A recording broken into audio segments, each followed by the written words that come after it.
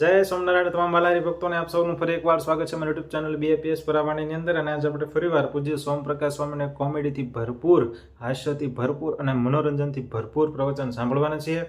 આજના આ પ્રવચનની અંદર પૂજ્ય સોમપ્રકાશ સ્વામી એમની આગવી શૈલી એટલે કે હાસ્ય શૈલી સાથે આપણને ખૂબ મજા કરાવવાના છે, અને સાથે જીવનમાં જે ઉપયોગી થાય એવી વાત કે આપણે ડગલે ને પગલે સફળતા કઈ રીતે મેળવી શકાય, જીવનમાં શાંતિમય જીવન કઈ રીતે જીવી શકાય અને પરિવારમાં એકતા કઈ રીતે રાખી શકાય, એ બધી વાત આજે આપણે વિસ્તૃતથી પૂજ્ય સોમપ્રકાશ સ્વામી પાસે ત્યાં વિડીયોની અંદર સાંભળશું.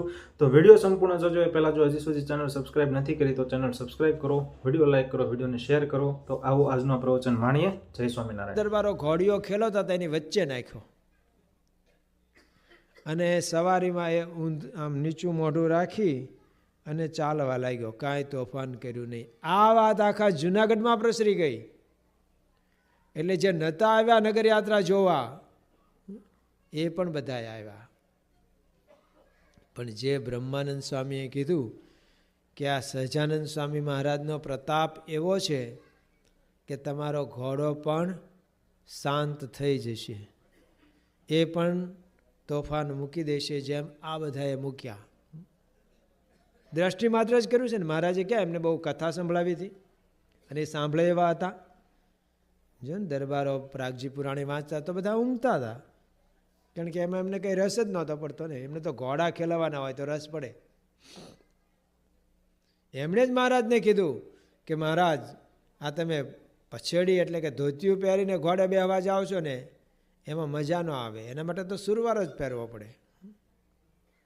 એટલે જો તમારે અમારી સાથે કાયમ ઘોડા ફેરવવા હોય તો ડ્રેસમાં થોડોક ફેરફાર કરવો પડશે. અને મહારાજને આપ્યો ચોયણો પહેરવા, સુરવાર પહેરવા, ને મહારાજે મનુષ્ય ચરિત્ર કર્યું. અંદર રૂમમાંથી કેટલી વાર લાગી તો એ પહેરીને આવ્યા જ નહીં. સુરા ખાચર કે શું કરો છો, બધા ઘોડે બેસીને તૈયાર છે, ચોણી પહેરતા કેટલીક વાર? મહારાજ કે નથી પહેરાતી એટલે જ વાર લાગે. આવું મદદ કરવા, જો ન પહેરતા હોય ને ચોણી પહેલાં પહેરીએ ને તો મદદની જરૂર પડે. નાના હતા ત્યારે પહેરતા હતા તો ક્યારેક તો પેલું પોસ્ટ કાર્ડ અહીંયા પાનીએ મૂકવું પડે ત્યારે માં નામ ચડે. પણ એ તો ચડતી વખતે પોસ્ટ કાર્ડ મૂકો, કાઢતી વખતે શું કરવાનું? કાઢતી વખતે સામેથી કોઈક ખેંચે, આપણે નાના હોઈએ એટલે ત્યારે માંડ નીકળે તો એ ખેંચે તો આપણે ઢહડાઈએ ભેગા, ખેંચાઈએ. એટલે એક જણ આમ પકડી રાખે અને એક જણ ચોણી. એટલે તો બધા સ્વામિનારાયણમાં ભળતા નહોતા, કારણ કે નાવા માટે માથાકૂટ હતી. આ ડ્રેસ જ એવો હતો ને કે રોજ કાઢવો પાલવે જ નહીં. એટલે કહેતા હતા શું ભળીએ સ્વામિનારાયણમાં કે હારું નત ઉઠીને નાવું, ભળીએ નહીં ભફાક્યા પંથમાં, નાયા વગર જે ખાવું હોય એ ખાવું.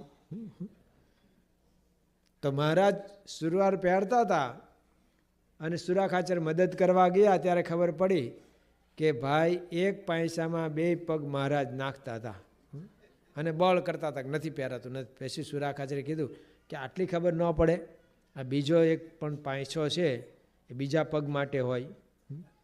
એક પૈસામાં બે પગ નાખીને બેઠા, ક્યાંથી પહેરાતું હતું?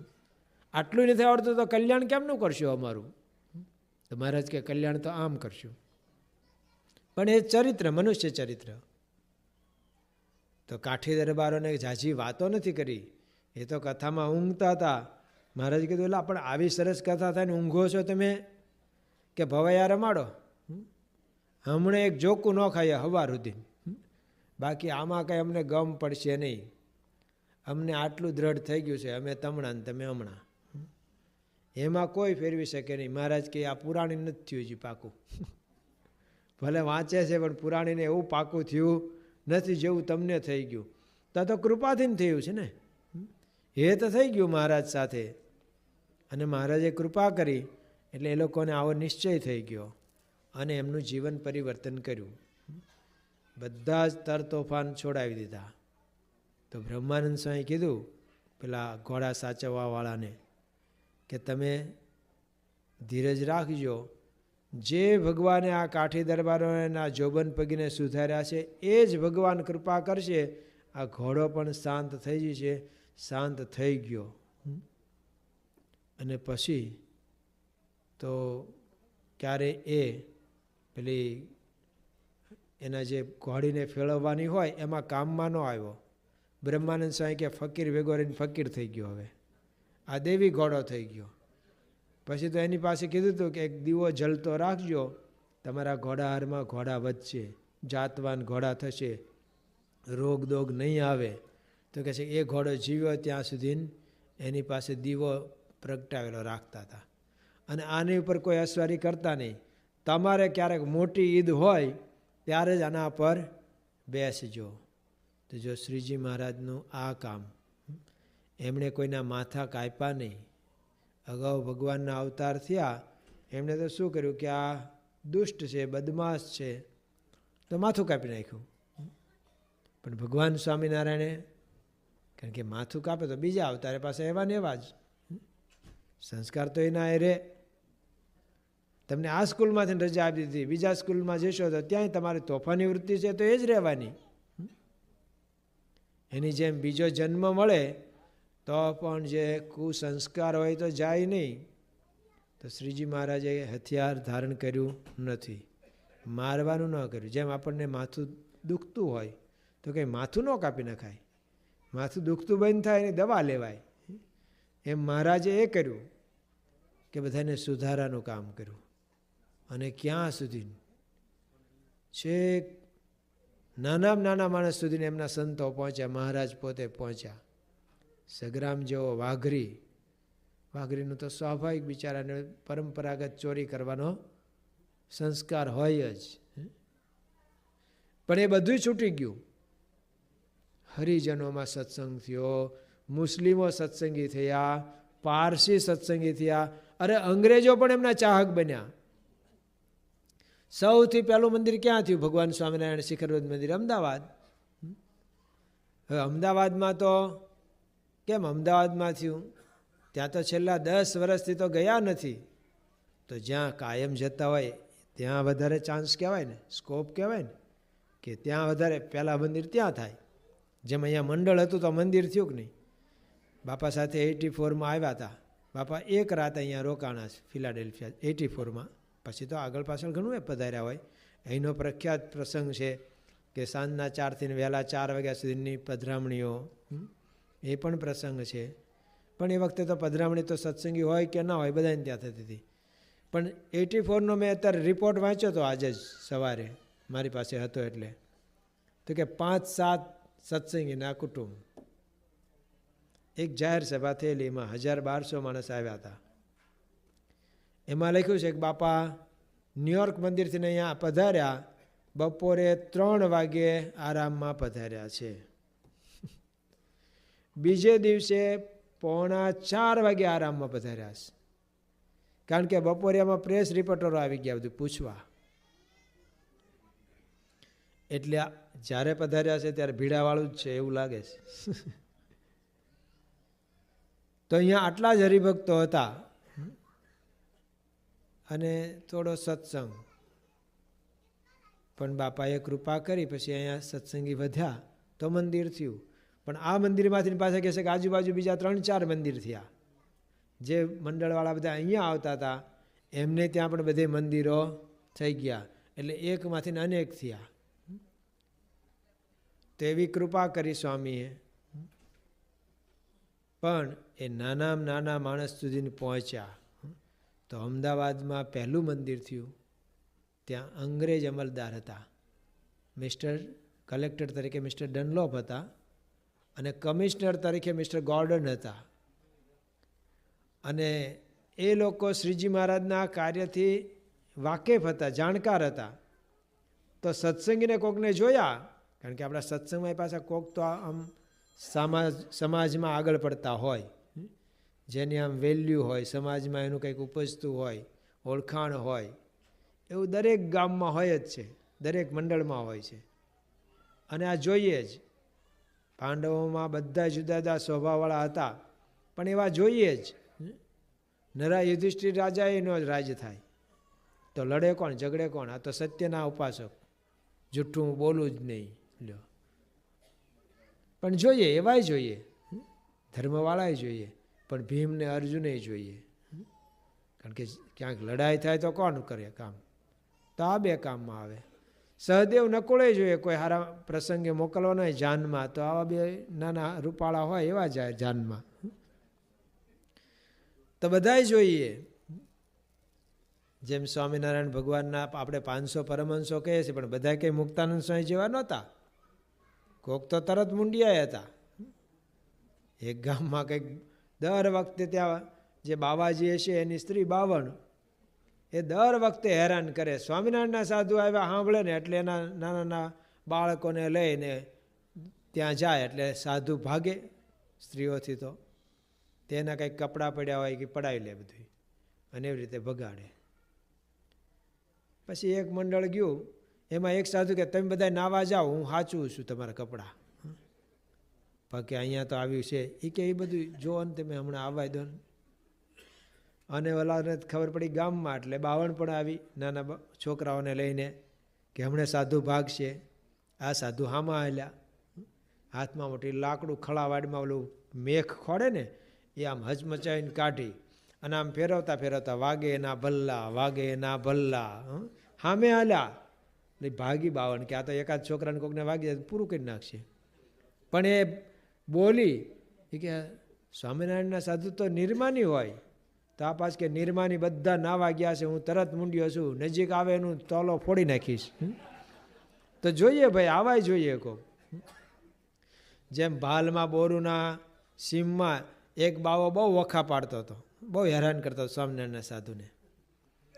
એમાં એક વખત સંતો આવતા હશે અને સાથે કેરીનો ટોપલો હતો, મહારાજ માટે ચરોતરમાંથી લાવતા હતા, અને એક ઝાડ નીચે બિચારા બેઠા હતા, ત્યાં બાવો આવી ગયો. આવીને ટોપલો એને લઈ લીધો હાથમાં. તો સંતોએ કીધું કે મહારાજ તમારે જોતી હોય તો 2 કેરી આપીએ, પણ આ તો સ્વામિનારાયણ ભગવાનને જમાડવા માટે લઈ જઈએ છીએ. ઓલો કે સ્વામિનારાયણ ક્યાંથી જમતો હતો, આ કેરી તો બધી હવે હું જ વાપરીશ. શું કરવું? મહારાજે ના પાડેલી. ગાલિદાનમ તાડનમ ચ કૃતમ કુમતે ભીર જનૈ સંતયોમેવ સર્વેશામ ચિંતનીયમ પર હિતમ છે, તે ના પાડેલી કોઈને મારવાનું. પણ કોક પાછા મારા જેવા હતા સાધુ, એટલે એને કીધું ભલે મારવો નથી એને, આપણે મારવાની ના પાડીશ. પણ એને પકડ્યો, પકડીને ત્યાં એક મોટો બાવળિયો કે ખીજડો હશે, એની હારે એનો જ ફેંટો લઈને બાંધ્યો એને. અને ભાલમાંથી પસાર થવાનું હોય ને ત્યારે મોટા તુંબડા પાણીના ભરીને લેવાના હોય, કારણ કે પછી રસ્તામાં ક્યાંય ન મળે. તે થડમાં રેડ્યું, અને ખીજડો કે બાવળ હોય ને એના થડમાં મકોડાનું દર હોય ને હોય જ. અને મકોડા ખીજાઈને નીકળ્યા, અને ઓલાને બાંધ્યો હતો ને એને જે ચટકા ભર્યા ને કડવા માંડ્યા. એક મકોડો કડે ને તોય આપણે ઊંચા નીચા થઈ જઈએ, પણ મકોડા કડતા હતા, ઓલો રાડ્યું પાડે. અને પછી આ લોકો ટોપલો લઈને હાલતા થયા, અને છોડ્યો નહીં. કોક સંતને દયા આવી એક બિચારાને છોડી દો, કે ના ના એ તો હવે એના પ્રારબ્ધ હશે ને કોક આવશે ત્યારે છોડશે, ભલે મકોડા લાભ લેતા. તો કંઈ 500 એક સરખા નહોતા, કોક આવાય હોય, પણ જરૂર હોય, બધાની જરૂર પડે. આ સત્સંગ જો કોઈએ કીધું છે કે હત્યા કરવી હોય ને, આપઘાત કરવો હોય ને, તો એક ગોળી ઝેરની કાફી. પણ યુદ્ધ કરવું હોય તો ફાઇટર વિમાન જોઈએ ને, બોમ્બ જોઈએ ને, બધું મિસાઇલ જોઈએ ને, બધું જોઈએ અત્યારના ભાષામાં કહીએ તો. એમ આખા સમાજનો ઉત્કર્ષ કરવાનો છે તો બધું જોઈએ પાછું. આમાં નરા બધા એક સરખા ભેગા થાય એમ ન ચાલે. એટલે મહારાજના વખતમાં જે બધા ભક્તો થયા એને મહારાજે આવું કર્યું કે એને સુધારવાનું કામ કર્યું, મારી નાખવાનું કામ ન કર્યું. પહેલાં જે કર્યું એ બરાબર છે, પહેલાંની રીતની ટીકા નથી આપણે કરતા. પહેલાં આવી લાઇટો નહોતી શોધાણી, તો ફાનસની દીવાન મસાલને વાપરતા હતા, એમાં કાંઈ વાંધો નહીં. હવે જ્યારે સંશોધન થયું છે, નવી બધી ટેકનોલોજી આવી, તો એને વાપરવાનું હોય, એને પ્રમાણે કરવાનું હોય. પછી હવે એ પકડી ન રખાય કે ના અમે તો ઓલા ચકડાવાળા જ ફોન વાપરીએ, આ નવા ન વાપરીએ. ભાઈ વપરાય તો ચકડાવાળા ન વપરાય. જો તમારે અજવાળાનું જ ન પડ્યું હોય તો દીવોય ન વપરાય. તો દીવો વાપરતા હતા, હવે આ લાઇટમાં કાંઈ વાંધો નહીં. તો એમ જ્યારે જે રીતે કામ થતું હોય એ કરવાનું.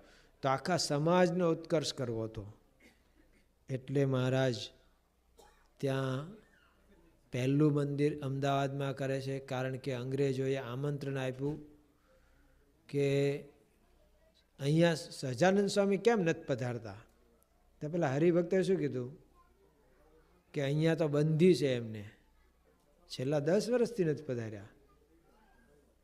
કેમ બંધી? કે અહીંના સુબાએ એવું કરેલું છે, ઓર્ડર કરેલો કે અહીંયા તમારે કોઈ દિવસ આવવાનું નહીં, એટલે છેલ્લા 10 વર્ષથી નથી આવ્યા. કે હવે ક્યાં સુબાનું રાજ્ય છે, હવે બોલાવો. કે હવે તમારે લોકોએ કંઈક કરવું જોઈએ ને, આમંત્રણ આપવું જોઈએ. અમે પછી બધી વ્યવસ્થા વિચારશું અમે, પણ તમે મોટા માણસ આમંત્રણ આપો તો અમારે સહેલું પડે બોલાવવામાં. અને પછી મહારાજ ત્યાં પધાર્યા અને મહારાજનું એ લોકોએ સ્વાગત કર્યું. અને અંગ્રેજોએ આ નોંધ કરી હતી કે સ્વામિનારાયણ ભગવાન અને એમના સંતોએ વ્યસન મુક્તિ ને સદાચાર વૃદ્ધિનું ખૂબ મોટું કાર્ય કર્યું છે, જે પ્રમુખ સ્વામી મહારાજના કાર્યમાં સૌને આ સ્પર્શી જાય છે. એક તો મોટું કામ વ્યસન મુક્તિનું કર્યું. અગાઉની તો બધાએ કથા જ કરી હોય, 7 દિવસની સપ્તાહ હોય તો શું હોય, ચરિત્ર ભગવાનના કહેવાના હોય, ભક્તોના ચરિત્ર હોય, થોડી જ્ઞાન વાર્તા આવે. પણ વ્યક્તિગત કોઈને પકડીને, હું હમણાં જ એક સભામાં ગયો હતો, પરોક્ષના બધા હતા ત્યાં, માળિયા, હાટીના માળિયા, જુનાગઢ જિલ્લાનું, બધા હાટી દરબારો એકત્રિત થયેલા. કંઈક એ લોકોનું સંમેલન હતું, થોડા 5-7 આપણા સત્સંગી, એમાં 3,000 બધા ભાઈઓ હતા. તો એમાં અમે એ બાજુ મારે જવાનું થયું હતું, એટલે કથા કરવાનું મને બોલાવ્યો હતો. એક પ્રવચન મારું રાખ્યું હતું, પણ માણસે બધા જ બીડી પીતા હતા. આખા સભા મંડપમાં ધુમાડા. મચ્છર તો કોઈ આવે જ નહીં. સગવડતા એટલી સારી હતી, મચ્છર કોઈ નહોતા આવતા ત્યાં. મેં તો ત્યાં કીધું કે હું તમારી વાત કરીશ, મેં ગામો ગામ. મેં કીધું પહેલી વખત આ 40 વર્ષમાં આવી સભા જોઈ મેં તો, કે હું કથા કરતો હોય ને સામે કોઈક બીડીયું પીતો હોય. આ તો તમે હવે સત્સંગી નથી એટલે મારે અમારું આયોજન નથી એટલે કંઈ કહેવાય નહીં. અને 2 જણા કોઈક દરબારો બીજા આવે ને તો 5 જણા ઊભા થાય ચાલુ સભામાં, આવો આવો આવો બાપુ, આ બાજુ પધારો, આ બાજુ પધારો. આખી સભા એમણીમાં જ ગઈ. કોઈક જગ્યાએ આવું થાય. મારે તો એક જગ્યાએ ભાગવતની કથામાં ગયો હતો, વચ્ચે ઇન્ટરવલ પડ્યો. ઇન્ટરવલમાં તરત ચાની કેટલી આવી, બધા ગોળ ગોળ બેસી ગયા. અને ઘડીક થયો તો કહુંબો ગોળ આવવા માંડ્યો સભામાં. તો ભાગવતની કથામાં ઓલા મહારાજ જે કથા વાંચતા હતી એ નીચે બેસીને એમણે ચા પી લીધી ને પછી તમાકુ આમ ચોળીને પછી ખાઈને પછી પાછા બેસી ગયા કે સુખદેવજીએ કહે છે પરીક્ષિત રાજાને, એમ કરીને પાછું ચાલુ કર્યું. તો જો વ્યસન મુક્તિની કોઈએ આવી વાતો નથી કરી, આવો પ્રયત્ન નથી કર્યો કોઈએ. પ્રમુખ સ્વામી મહારાજે જેટલો પ્રયત્ન, જો ધારો કે બધું જ એમને જ ના કરવાનું હોય, પણ પ્રેરણા કોની, આયોજન કોનું, એમનું. તો બાળકોએ કેટલા બધાને, લાખો લોકોને તો બાળકોએ વ્યસન મુક્ત કર્યા. બાળકોની વાત બધાને સ્પર્શી જતી હતી. અમારા રામસિંહ બાપુની કેવા તોફાની કહેવાય કે આમ બરવાળા અમે નીકળ્યા ને સારંગપુરથી, તો કે સ્વામી એક વખત આ ગામ અમે ભાંગેલું એટલે લૂંટેલું. કેમ અહીંયા ઠેઠ આવ્યા? કે બસ બધાએ નક્કી કર્યું કે આ ગામ, તો ગામ ભાંગવાના કામ કરતા હતા. મહાન બારવટિયા હતા, મહાન ન કહેવાય પણ મોટા બારવટિયા, હતા. પણ એમને જ્યારે સત્સંગ થયો તો એમના દીકરા જે વકીલભાઈ, એટલે કે જનકસિંહ, વકીલ તો એ તો 2.5 ચોપડી જ ભણેલા છે, કાંઈ વકીલ નથી થયેલા. પણ આમ બધાને સંપ કરાવે અને કોઈકને વાંધા વચકા હોય એમાં વચ્ચે રહીને બધાને સુમેળ કરાવે. ફરતા ગામના ગમે તે વર્ણના હોય, કોમના હોય, પણ બધા એમની પાસે આવે અને ધીરજ રાખીને બધાને સંપ કરાવે, સુલેહ કરાવે. જેને કહેવાનું હોય એને કહે પણ ખરા. એમના 2 દીકરા, મોટા અજયસિંહ, નાનો વિજયસિંહ, બંનેના લગ્ન થયા ને જ્યારે, તો બંનેના લગ્ન વખતે એમણે ત્યાં વ્યસન મુક્તિ પ્રદર્શન ગોઠવ્યું. અને એવી રીતે જ કે એમાં થઈને જ બધા આવી શકે, એન્ટર થઈ શકે લગ્ન મંડપમાં. એટલે બધાએ દરબારો, નહીં તે દરબારોમાં તો કેવો રિવાજ હોય, અમારે ત્યાં સાંગાણાવાળા ભરતસિંહ કે અમારે તો આશય જ એવો હોય કે મહેમાન બજારમાં પડી જવો જોઈએ, બસ ગમે તે, એમાં અમને રસ એટલો પાવાનો હમ દઈને કે હાલતા હાલતા લથડિયા ખાતા બજારમાં પડી જાય તો જ અમને આમ મજા આવે, એટલો દારૂ પાવાનો સહજ રિવાજ. એના બદલે ત્યાં વ્યસન મુક્તિનું પ્રદર્શન. જે કોઈ આવ્યા એ બધાને એક એક પુસ્તિકા આપેલી વ્યસન મુક્તિની આપી. અને એ પણ જ્યાં જાય, હમણાં જ મને ફોનમાં કહેતા હતા કે નવા વર્ષમાં અહીંયા બધા દરબારોને આ વિસ્તારના હું બોલાવવાનો છું અને એને જમાડવાના છીએ અને સભા જેવું થાય. મેં કીધું મારા બધાને જય શ્રણ કહેજો. અને આ વ્યસન મુક્તિની તો એ પોતે જ વાત કરે, બીજા બધા કહે તમે વાત કરો. કારણ કે આજે પ્રમાણ વિધવાનું એ વ્યસનવાળોમાં વધારે છે. નાની ઉંમરની વિધવા બહેનો હોય, કેમ? વ્યસનમાં ને વ્યસનમાં જાય છે બધું. તો વ્યસન મુક્તિની પોતે વાત કરે. જે વ્યસનોમાં ચકચૂર રહેતા હતા એ લોકો આજે વ્યસન મુક્તિનું કામ કરે છે. એક વખતે વકીલ બાબુ કે એક હોસ્પિટલના ડોનેશન માટે મારી પાસે આવ્યા કોઈક ગ્રહસ્થો બધા. તો મેં કીધું કે વાંધો નહીં, આમ તો અમે અમારે જ્યાં કરવાનું છે ડોનેશન ત્યાં કરીએ જ છીએ અને તો કરે જ છે. ભાવનગર મંદિરની શરૂઆતના વાડીમાં અમારે ટ્રેક્ટરની વારે વારે જરૂર પડતી હતી અને એમનું ટ્રેક્ટર અમે મગાવતા હતા. તો પછી એમણે નવું ટ્રેક્ટરને ટ્રોલી લઈને મંદિરમાં ભેટ આપી. પછી રામસિંહ બાપુને પછી કીધું કે બાપુ મેં આવું કર્યું છે. એને એમ કે કદાચ બાપુ વટશે ઠપકો આપશે. તો રામસિંહ બાપુએ શું કીધું ખબર છે? તારા મોટા ભાગ્ય કે તારું ટ્રેક્ટર લીધું ભગવાને. ત્યાં તો આપનારા ઘણાય છે પણ તારું સ્વીકાર્યું એ તારા મોટા ભાગે. જો નહીતર કોકના લઈ લેતા હતા ટ્રેક્ટર. એ જ ગામમાં ત્યાં મોટું તળાવ બંધાવાનું હતું સરકાર તરફથી, કોન્ટ્રાક્ટ અપાણેલો. કોન્ટ્રાક્ટર ત્યાં ગયા છે, એના માણસોએ રાત્રે પડાવ નાખ્યો છે, તંબુ રાવટીઓ લઈ ગયા, તગારા પાવડા બીજા બધા સાધનો, પેટ્રોમેક્સ પણ સળગતી હતી, બધા ઊંઘી ગયા. જાગ્યા ત્યારે હુતાતા એટલું જ રહ્યું, બાકી બધું ઉપડી ગયું રાતમાં.